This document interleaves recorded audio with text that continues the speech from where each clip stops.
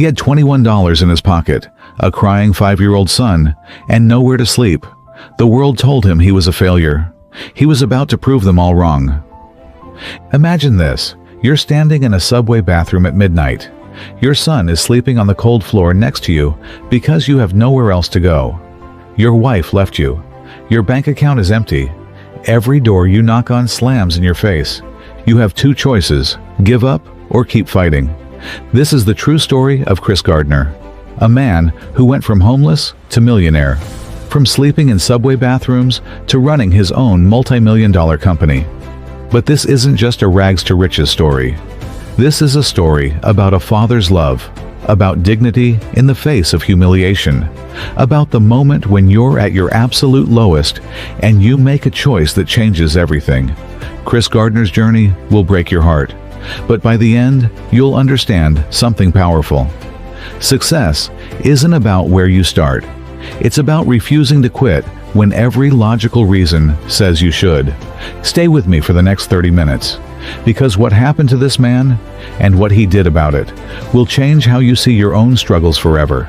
This is the pursuit of happiness, and it starts with nothing but a dream and a determination that won't die. San Francisco, 1981. Chris Gardner was 27 years old, married with a 5-year-old son named Christopher. He was a medical equipment salesman, working 60-hour weeks, barely making ends meet. But Chris had a dream. He believed he could do more, be more, provide more for his family. One day, he saw a man step out of a red Ferrari. The man was smiling, confident, dressed in an expensive suit. "What do you do?" Chris asked him. "I'm a stockbroker," the man replied. "And they let you just have that car and be happy?" The man laughed. "Yeah." Something clicked in Chris's mind. That was it. That was his ticket to a better life. He would become a stockbroker. There was just one massive problem. He had no college degree, no experience, no connections in finance, and stockbroker training programs didn't pay salaries. It was a 6-month unpaid internship with only one position available at the end for 20 candidates. The odds were brutal, but Chris didn't care about odds. He cared about his son's future.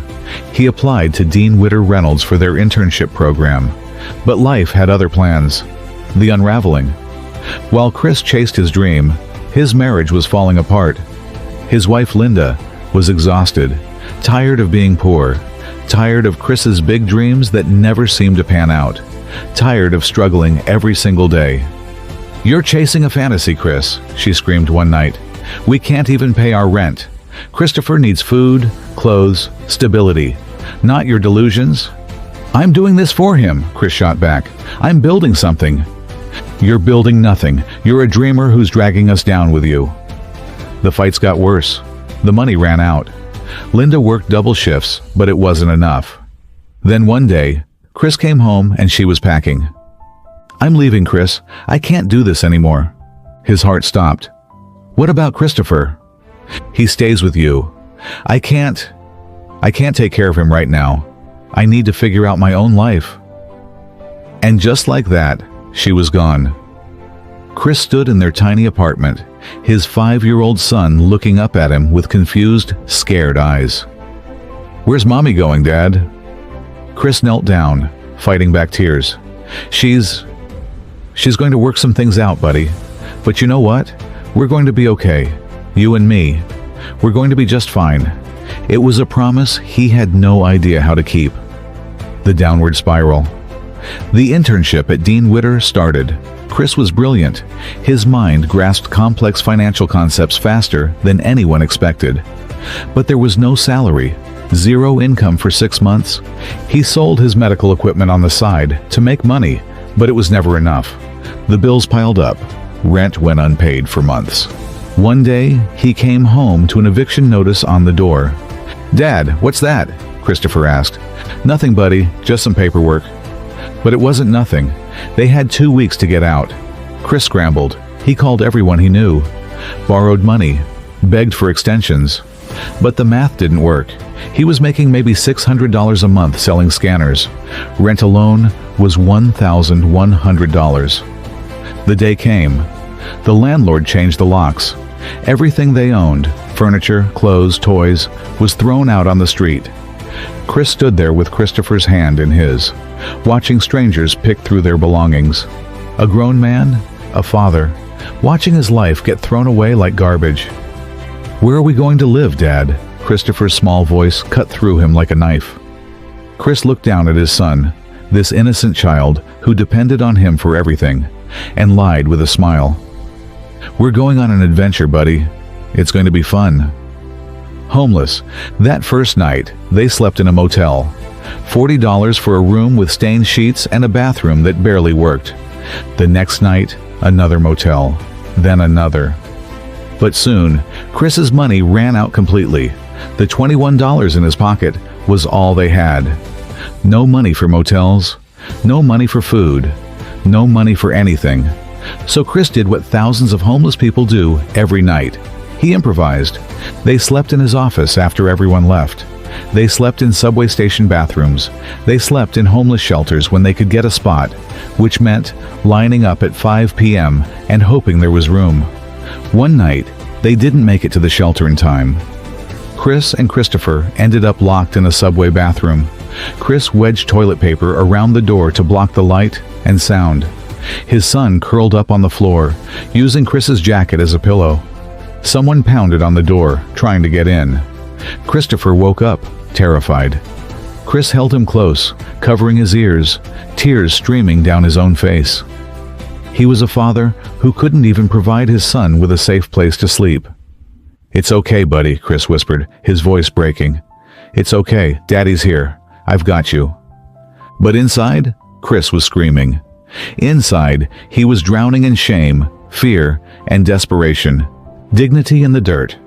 Here's what most people don't understand about being homeless. It's not just about having no money. It's about losing your dignity, your identity, your sense of being human. Every morning, Chris had to show up at Dean Witter in a suit and tie, pretending everything was fine. He had to compete with 19 other candidates who had homes, support systems, full stomachs. He had to be brilliant while running on 2 hours of sleep, with a hungry child waiting outside in daycare that he could barely afford. But Chris Gardner made a decision. No matter what, he would not let anyone see him break. He would not let his circumstances define him. Every morning, he woke Christopher up, sometimes in a shelter, sometimes in his car, sometimes in a park bathroom. He washed their faces with hand soap. He brushed Christopher's hair. He put on his suit, and he went to work like his life depended on it. Because it did. The hustle. Chris realized something crucial. In the internship, the person who made the most calls, closed the most deals, impressed the most clients, that person got the job. So Chris became a machine. While other candidates took hour-long lunch breaks, Chris ate at his desk in 15 minutes. While they left at 5 p.m., Chris stayed until 8 p.m., making cold calls. While they chatted and socialized, Chris studied market trends and practiced his pitch. He didn't have the luxury of wasting time. Every second was a chance to prove himself. Every call was a chance to change his life. One day, his supervisor noticed, "Gardner, you don't take bathroom breaks?" "No, sir. Can't afford to waste the time." The supervisor raised an eyebrow. "You know the bathroom is 60 seconds away, right?" Chris smiled. "That's 60 seconds I could spend on the phone with a client, sir." That's when people started to realize this guy was different. He had a fire that couldn't be extinguished, a father's love. But the hardest part wasn't the work. It was being a father while homeless. Christopher was 5 years old. He didn't fully understand why they had no home, why mommy was gone, why daddy was always stressed. But kids are resilient and smart, and Christopher knew something was wrong. One night in the shelter, Christopher looked up at his father with those big, innocent eyes. "Dad, are we poor?" Chris's heart shattered. "No, buddy, we're not poor. We're going through a tough time right now. But it's temporary. You trust me?" "Yeah." "Good. Because I promise you something, Christopher. I promise you that things are going to get better. I'm going to give you a good life, okay?" "Okay, Dad." Chris held his son close, fighting back tears. He couldn't let his son see him cry, couldn't let him feel afraid, because if Chris broke down, who would Christopher have left? So Chris became his son's hero, his protector, his source of strength, even when he had none left for himself. The toy. One moment defined everything. They were walking past a toy store. Christopher stopped and stared at a small action figure in the window. Not expensive, maybe $10. "Can I have it, Dad?" Chris looked at the $5 in his pocket, money they needed for food. "Not today, buddy." "But Dad..." "I said not today," Chris snapped, exhausted and overwhelmed. Christopher's face fell. He went quiet, and Chris immediately regretted it. This wasn't his son's fault. Christopher hadn't asked to be homeless, hadn't asked for this struggle. Chris knelt down. "Hey, look at me. I'm sorry. I shouldn't have yelled. You didn't do anything wrong. You're the best kid in the world, you know that." Christopher nodded, trying not to cry. "I'll tell you what, when Daddy gets his job, and I will get that job, the first thing we're going to do is come back to this store, and you can pick out any toy you want. Deal? Promise?" "Promise." They shook on it, a father and son pact, a promise that Chris would move heaven and earth to keep. Months went by. The internship was ending. Soon, they'd announce who got the job. Chris had outworked everyone. His numbers were the highest. His client satisfaction was unmatched. But nothing was guaranteed. The night before the final decision, Chris and Christopher were in a shelter. Christopher was asleep. Chris sat on the edge of the cot, staring at the ceiling. He thought about quitting, about how much easier it would be to just stop, give up, accept defeat. But then he looked at his son's sleeping face, and something fierce rose up inside him. "No," he whispered to himself. "Not after everything we've been through. Not after all this." He had been knocked down so many times, humiliated, broken, pushed to the absolute edge. But he was still standing, still fighting, and tomorrow he would find out if it was all worth it. The call. The final day of the internship arrived. Chris sat at his desk, trying to focus on work, but his mind was racing. Any minute now, they'd call him into the office and tell him yes or no. His entire future, and his son's future, depended on the next 5 minutes. The phone rang. "Chris, can you come to the conference room?" His heart pounded. This was it. He walked down the hallway, every step feeling like a mile. He straightened his tie, the same tie he'd worn for 6 months while sleeping in shelters. He walked into the room. The partners were sitting there, expressionless. "Have a seat, Chris." He sat, waiting, barely breathing. One of the partners looked at him. "Chris, we want to talk to you about your performance during this internship." Here it comes, Chris thought. The rejection, the end of everything. "Your numbers have been exceptional. Your work ethic is unlike anything we've seen, and your ability to connect with clients is remarkable." Chris's hands gripped the armrests of the chair. "So we'd like to offer you a position here at Dean Witter Reynolds. Congratulations, Chris. You got the job." The room went silent. Chris's vision blurred. His throat closed up. He couldn't speak. "Chris, you okay?" He tried to respond but couldn't. Tears started streaming down his face. Months of pain, fear, exhaustion, desperation, all pouring out at once. I'm sorry," he managed to choke out. Thank you so much." The partners smiled. They knew his story. They knew what he'd been through. "You earned it, Chris. Welcome aboard." Chris stood up, shook their hands, and walked out of the office. He stepped onto the street in San Francisco, tears still flowing, and he just stood there. People walked past him. Cars drove by. The city moved around him. But for Chris Gardner, time stopped. He had done it, against every odd, against every obstacle. He had done it. He wasn't homeless anymore. He wasn't a failure. He wasn't broken. He was a stockbroker, a provider, a man who kept his promises. The promise kept. That evening, Chris picked up Christopher from daycare. "Hey buddy, you remember that toy you wanted?"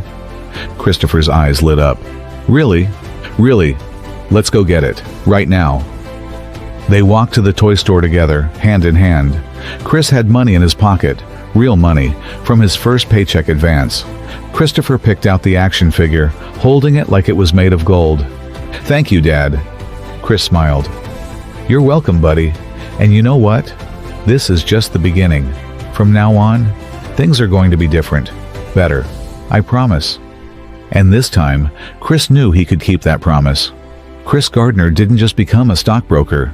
He became one of the best. Within 5 years, he had built a client portfolio worth millions. His commission checks went from hundreds to thousands to tens of thousands. He moved himself and Christopher into a beautiful apartment, then a house.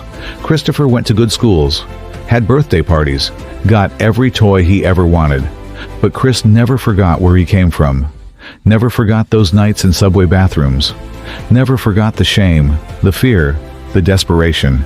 And he used that memory as fuel. In 1987, Chris founded his own brokerage firm, Gardner Rich & Company. By the time he sold it years later, it was worth millions. Chris Gardner went from homeless to multimillionaire in less than a decade. But here's what most people miss about his story: the real success. The money wasn't the victory. The house wasn't the victory. The cars, the suits, the success, those weren't the victory. The victory was that Christopher grew up with a father who showed him what it means to never give up. The victory was that Chris kept his dignity even when the world tried to strip it away. The victory was that he chose to keep fighting when every rational voice said, "Quit." Years later, Chris was asked, "What was the hardest part of being homeless?" He didn't hesitate. "Watching my son go through it. If it had just been me, I could have handled it. But knowing that my 5-year-old was sleeping on bathroom floors because I couldn't provide for him, that's a pain that never leaves you." So what kept you going? Christopher. Every morning, I'd look at him and I'd think, he's watching me. He's learning from me. What am I teaching him right now? And I decided I was going to teach him that we don't give up. No matter what, we get knocked down, we get back up. That's what men do. That's what fathers do. The power of pursuit. Here's what Chris Gardner's story teaches us. Success isn't about being the smartest person in the room. It's not about having advantages, or connections, or lucky breaks. Success is about the refusal to quit, when quitting would be easier. It's about protecting your dreams, even when everyone says they're impossible. It's about showing up every single day, even when you're exhausted, scared, and broken, and doing the work anyway. Chris Gardner had every excuse to quit. No money, no home, no support system. Overwhelming responsibility, constant rejection, zero margin for error. But he didn't quit, because quitting wasn't an option. Not for him, not for Christopher. And that's the difference between people who make it and people who don't. The price of dreams. But let's be real.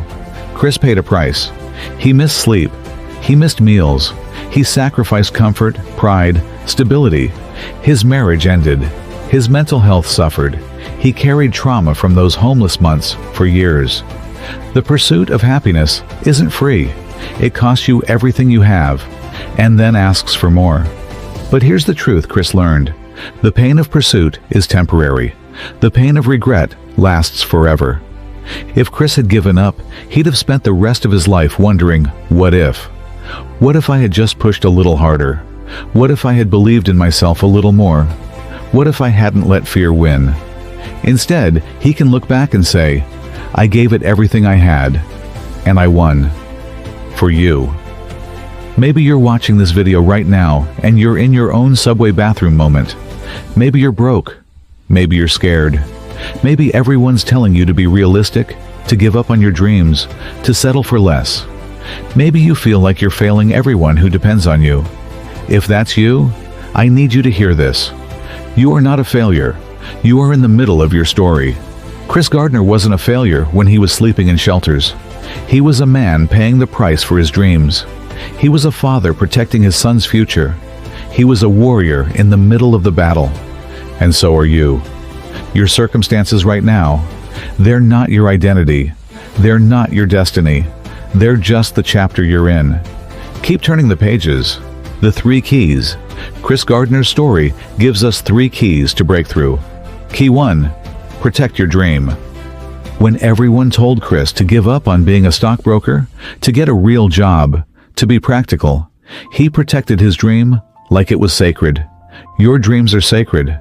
Don't let anyone convince you to abandon them. Key 2. Outwork your circumstances. Chris couldn't control being homeless, but he could control his work ethic. He could control his attitude. He could control his effort. You can't always control what happens to you, but you can always control what you do about it. Key 3. Your why must be bigger than your pain. Chris endured hell for 6 months because his why was Christopher. His son was worth every hardship, every humiliation, every sleepless night. What's your why? Who are you doing this for? When the pain gets unbearable, your why is what carries you through. The moment of decision. Right now, you're at a crossroads.